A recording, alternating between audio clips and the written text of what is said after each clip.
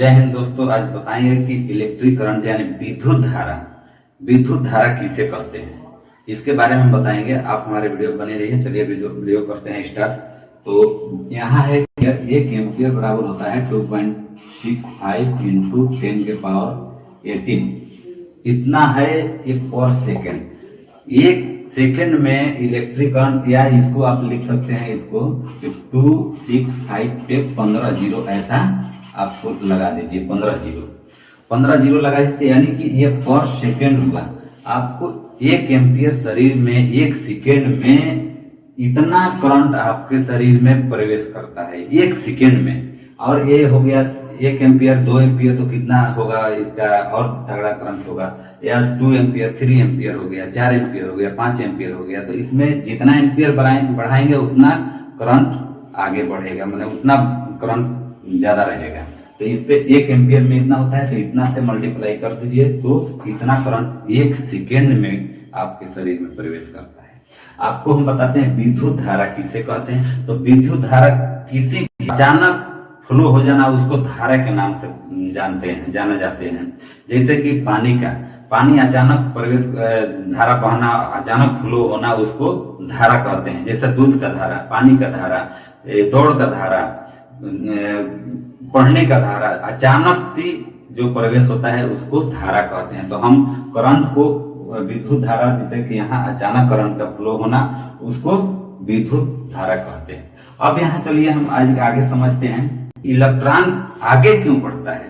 पीछे भी तो आ सकता है, लेकिन इलेक्ट्रॉन आगे क्यों बढ़ता है, उसको कोई तो होगा कि आगे ले जाने के लिए। तो इसका काम करता है, इलेक्ट्रॉन को आगे ले जाने का काम करता है कौन? वोल्टेज है कि वोल्टेज आगे धक्का देता है, आगे से प्रतिरोध रोकता है कि तुम इधर मत आओ। आए वोल्टेज बोलता है कि आगे चलो। तो इलेक्ट्रॉन को आगे भेजने का काम करता है वोल्टेज। जैसा 12 वोल्ट है तो 12 वोल्ट धीरे धीरे जाएगा, और यही 440 वोल्ट 240 वोल्ट अगर ऐसा होगा तो तेजी से जाएगा, तो तेजी से उसको धक्का देगा। तो उधर प्रतिरोध भी खड़ा है कि हम इधर नहीं आने देंगे। तो ससुरा इलेक्ट्रॉन को तो एकदम पिसाना तय है। वो बेचारा क्या करेगा, पिसा जाता है कि इधर से वोल्टेज धक्का देता है, उधर से प्रतिरोध रोकता है कि तुम इधर मत आओ। अब चलिए हम इसको लेते हैं कि पहला टंगस्टन है। टंगस्टन है। ये क्या करता है कि इधर से वोल्टेज इसको इलेक्ट्रॉन को धक्का देता है, तो इलेक्ट्रॉन को वोल्टेज धक्का देता है और प्रतिरोध रोकता है। तो टंगस्टन क्या करता है, टंगस्टन ये चमकने लगता है, पूरा चमकता है। तो इसमें क्या होता है कि ये जब चमकता है तो इसको दूध वाले बल्ब में टंगस्टन को फिलामेंट दिया रहता है, तो दे देते हैं। तो चलो भाई तुम उसमें जाओ, उसमें दोनों लोग झगड़ा करो और हम लोग फायदा लेंगे, रोशनी लेंगे। तो एक बल्ब में व्हाइट बल्ब जो आता है वो टंगस्टन का फिलामेंट उसमें रहता है, तो उसको टंगस्टन वाले फिलामेंट में वो बल्ब में डाल दिया गया। अब दूसरा है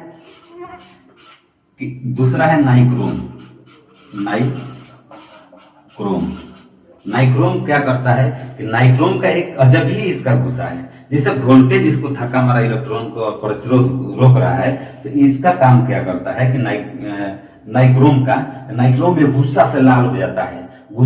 इसका अजब ही गुस्सा है कि एकदम लाल हो जाता है, और लाल होने के बाद में वो गर्मी देने लगता है। जैसे कि हीटर में लगता है, या पानी का हीटर हो, या चूल्हा गैस का हीटर हो, या घर में हीटर लगता है उसमें है। इसको नाइक्रोम को तार यूज किया जाता है हीटर में। तो ये हीटर में इसको बोला चलो तुम लाल होता है गुस्सा से, तो ये इसको इलेक्ट्रॉन में डाल दिया जाता है। तो ये गुस्सा इसका अलग टाइप का है कि ये पूरा लाल हो जाएगा। लाल होने के बाद में ये पूरा गर्मी देता है, जिसको नाइक्रोम को हीटर में यूज किया जाता है। अब तीसरा यहाँ ले लेते हैं कि तीसरा है कॉपर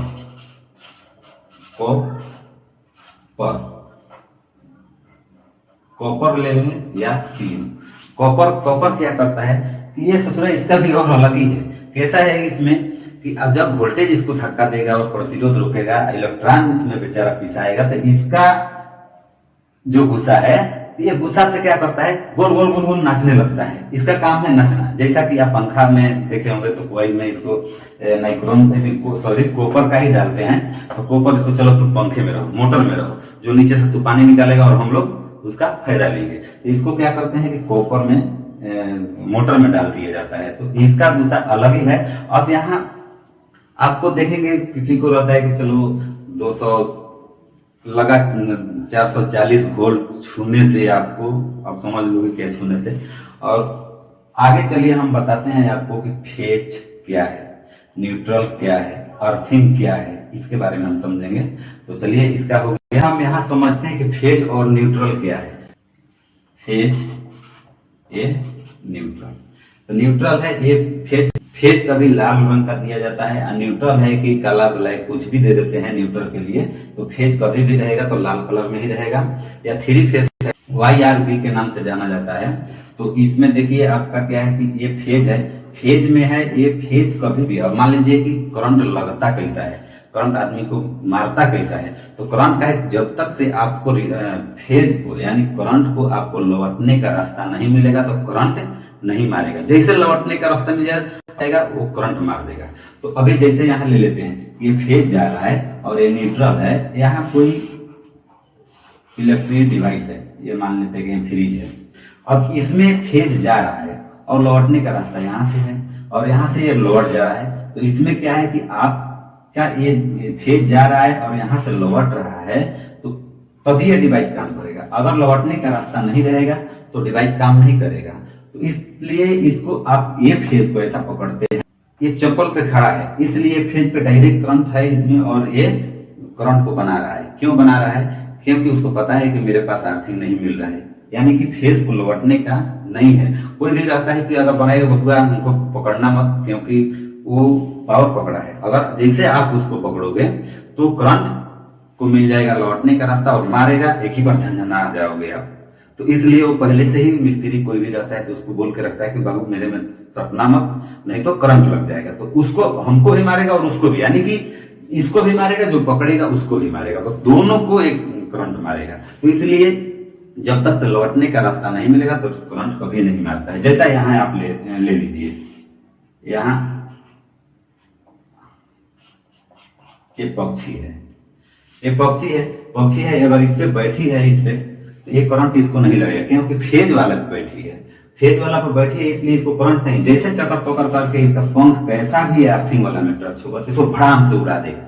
ये आप देखे होंगे पोल पर भी कितना पक्षी है, एक ही बार आने के बाद में पोल पे बैठेंगे, पोल पे बैठने के बाद में वायर में सटने के बाद तार पे सटेगी, उसका जैसे खंभे में लोखंड का खंभा रहेगा तो जैसे वो खंभे में टच करेगी उसको उड़ा देगा, जला के गिरा देगा।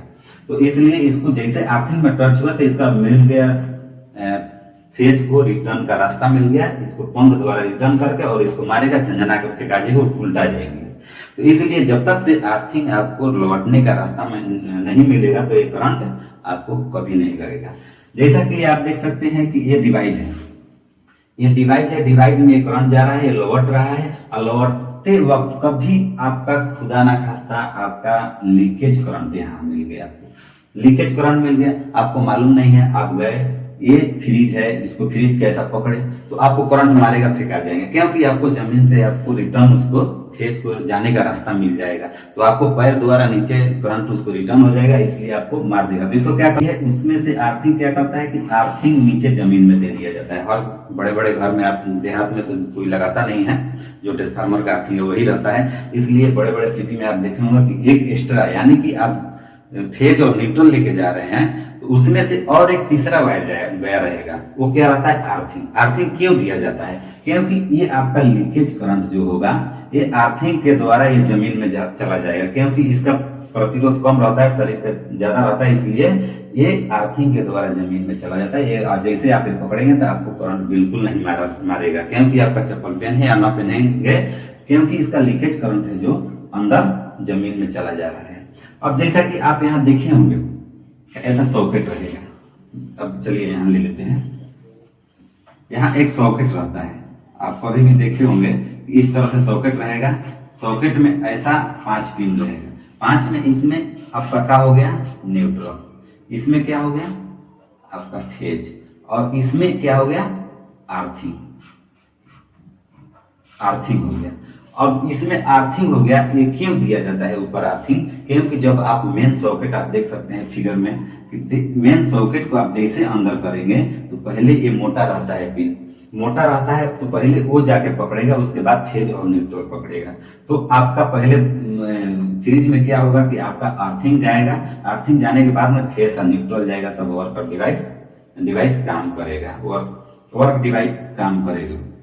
अभी यहाँ अब देखिए कि ये इसलिए ऊपर दिया जाता है कि पहले इसमें प्रवेश करने का काम कौन करता है, अर्थिंग, उसके बाद फेज और न्यूट्रल जाएगा।